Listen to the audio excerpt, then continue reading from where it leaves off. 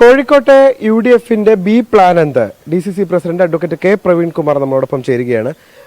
VM വിനുവിന് മത്സരിക്കാൻ കഴിയുമോ ഇല്ലയോ എന്നുള്ള കാര്യത്തിൽ ഒരുപക്ഷെ ഇന്ന് നമുക്കൊരു തീരുമാനം അറിയാൻ കഴിഞ്ഞേക്കും. അപ്പോൾ സ്വാഭാവികമായിട്ടും കോൺഗ്രസിന് മറ്റൊരു പ്ലാൻ ഉണ്ടായിരുന്നു. തീർച്ചയായിട്ടും ഉണ്ടാവണമല്ലോ. അതല്ലേ ഒരു പൊളിറ്റിക്കൽ പാർട്ടിയുടെ ഉത്തരവാദിത്തം. പിന്നെ VM വിനുവിന്റെ കാര്യത്തിൽ ഞങ്ങൾക്ക് നീതി ലഭിക്കുമെന്ന് തന്നെയാണ് പ്രതീക്ഷ. ഇന്നോ അല്ലെങ്കിൽ നാളെയോ ഹൈക്കോടതിയിൽ നിന്നും അനുകൂലമായ ഉത്തരവ് ഉണ്ടാവുമെന്ന് പ്രതീക്ഷിക്കുന്നു. മാത്രമല്ല കളക്ടറുടെ വിശ്വാസവും ഞങ്ങൾക്ക് നഷ്ടപ്പെട്ടിട്ടില്ല. കാരണം EROയുടെ റിപ്പോർട്ട് കിട്ടിക്കഴിഞ്ഞാൽ തീരുമാനമെടുക്കാമെന്ന് കളക്ടർ പറഞ്ഞിട്ടുണ്ട്. ഞങ്ങൾ കളക്ടറുടെ തീരുമാനത്തെയും ഹൈക്കോടതി വിധിയെയും ഞങ്ങൾ വളരെ ക്ഷമയോട് കാത്തിരിക്കുകയാണ്. ഇനി ഏത് സാഹചര്യം വന്നാലും അതിനെ നേരിടാൻ സജ്ജമാണ് കോൺഗ്രസ് UDF. അപ്പോൾ ഇപ്പോൾ VM വിനു അവതരിപ്പിച്ചത് തന്നെ ഒരു വലിയ സർപ്രൈസ് ആയിരുന്നു. ഒരുപക്ഷെ അദ്ദേഹത്തിന് മത്സരിക്കാൻ കഴിയുന്ന സാഹചര്യം ഇല്ലെങ്കിൽ പോലും ഒരു സർപ്രൈസ് ഉണ്ടാകും. അത് സർപ്രൈസ് ഏത് കാര്യത്തിലാവാം. ചിലപ്പോൾ സ്ഥാനാർത്ഥിത്വത്തിലാവാം, അല്ലെങ്കിൽ ക്യാമ്പയിനിങ്ങിലാവാം, എന്തിലുമാവാം. ഏതായാലും ഈ ഒരു സംഭവങ്ങളൊന്നും UDFനെ കോൺഗ്രസ് ക്ഷീണിപ്പിക്കില്ല.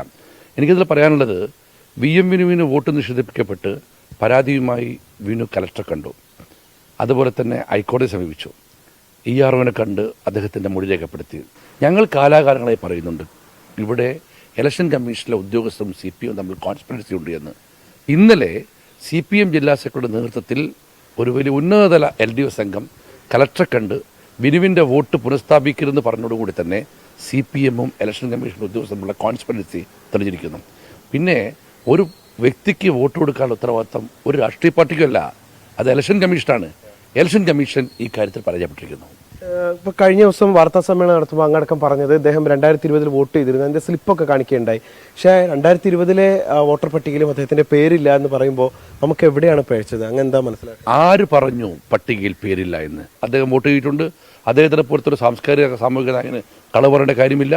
ശ്രീ പ്രവീൺ കുമാർ സംസാരിക്കുകയായിരുന്നു. അദ്ദേഹം വ്യക്തമാക്കുന്നതനുസരിച്ച് ഇപ്പോൾ VM വിനുവിന് മത്സരിക്കാൻ കഴിയും. ഹൈക്കോടതിയിൽ നിന്നാണെങ്കിലും ഒരു അനുകൂലമായിട്ടുള്ള തീരുമാനം തങ്ങൾക്കൊപ്പം ഉണ്ടാകും എന്ന് തന്നെയുള്ള ആത്മവിശ്വാസമാണ് അദ്ദേഹം പങ്കുവയ്ക്കുന്നത്. ജയൻ കല്യാശ്ശേരിക്കൊപ്പം നിഖിൽ പ്രമേഷ്, 24 കോഴിക്കോട്.